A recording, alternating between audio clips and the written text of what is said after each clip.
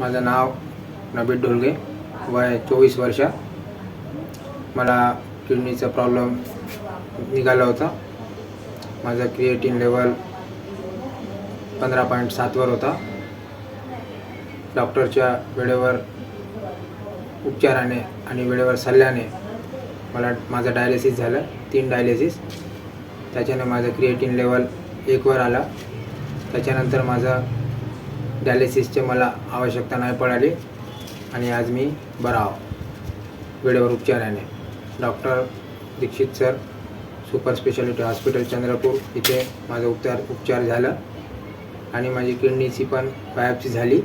त्या बायोप्सीमध्ये माझे रिपोर्ट्स पण निगेटिव्ह आले आणि माझ्या चेहऱ्यावर सुजन होती, पोटावर पण सुजन होती.